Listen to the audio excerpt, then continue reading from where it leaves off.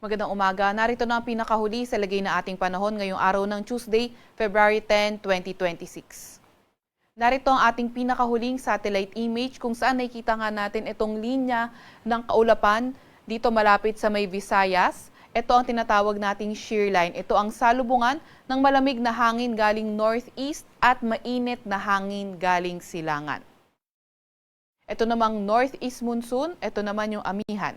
So itong shear line, inaasahan nga natin makakaapekto sa Visayas at northeast monsoon makakaapekto sa may Luzon area. Itong shear line ay magdadala ng mga pag-ulan sa malaking bahagi ng Visayas, ilang bahagi din ng Bicol region at maliit na bahagi ng Caraga area. At cloudy skies with rains yung dadalhin naman na pag-ulan ng northeast monsoon sa ilang bahagi ng Luzon. Sa kasulukuyan, wala naman tayong minomonitor na low pressure area or bagyo sa loob or malapit sa ating Philippine Area of Responsibility. Gayunpaman, patuloy nating minomonitor itong cloud cluster sa boundary ng ating Philippine Area of Responsibility. Kaya patuloy tayong mag-antabay sa mga ilalabas na update ng Pag-asa.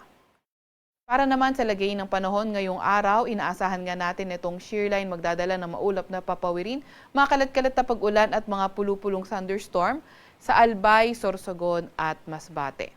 Kaya yung mga inuulan ng mga nakarang araw pa, pinag-iingat sa mga banta ng pagbaha o hindi kaya pagguho ng lupa.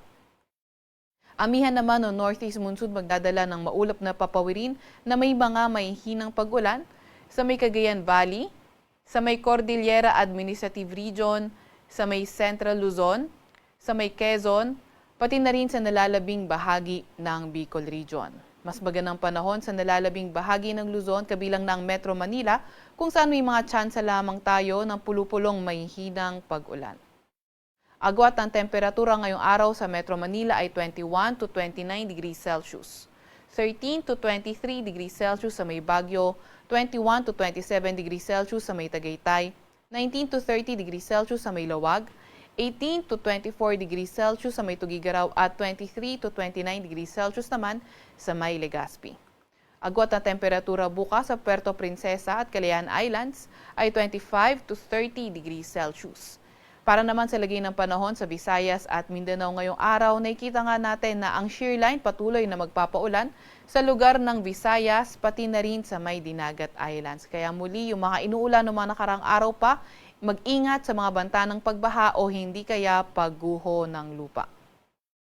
Para naman sa nalalabing bahagi ng Mindanao, mas magandang panahon, ngunit may mga tsansa pa rin tayo ng mga localized thunderstorms. Yung mga kasamahan natin sa Regional Services Division, patuloy na maglalabas ng mga thunderstorm advisory, rainfall advisory o hindi kaya heavy rainfall warning kung kinakailangan. Agwat ng temperatura ngayong araw sa Cebu ay 24 to 28 degrees Celsius. 25 to 28 degrees Celsius sa may Iloilo at 24 to 30 degrees Celsius sa may Tacloban. Agwat ang temperatura sa may Zamboanga ay 24 to 33 degrees Celsius, 24 to 29 degrees Celsius sa Cagayan de Oro at 25 to 33 degrees Celsius naman sa may Davao. Meron tayong nilalabas na weather advisory. Ito ay updated ng 5 a.m.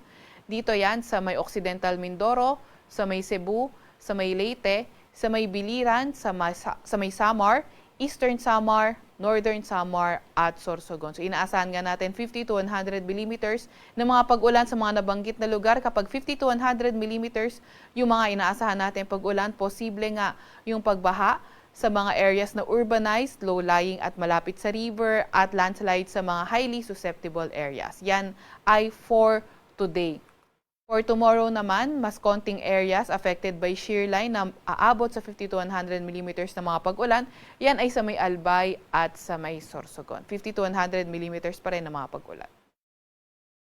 Meron din tayong nilalabas na gale warning. Updated ito ng alas 5 ng umaga. Yan ay sa northern coast ng Quezon, kabilang na ang northern at eastern coast ng Polillo Island sa may Camarines Norte, northern coast ng Camarines Sur sa may Catanduanes, eastern coast ng Albay, eastern coast ng Sorsogon, ang northern at eastern coast ng Northern Samar at ang eastern coast ng Eastern Samar. Kaya lubhang mapanganib sa mga lugar na nabanggit, kaya kung maaari ay huwag munang pumalaot sa mga lugar na iyan.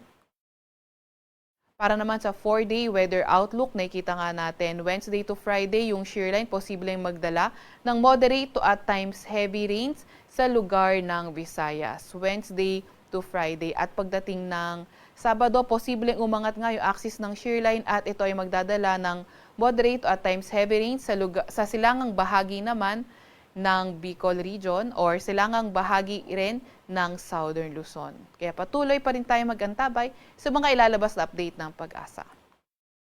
Sa Kalakhang, Maynila, ang araw ay sisikat ng 6:22 ng umaga at lulubog mamaya 5:59 ng hapon.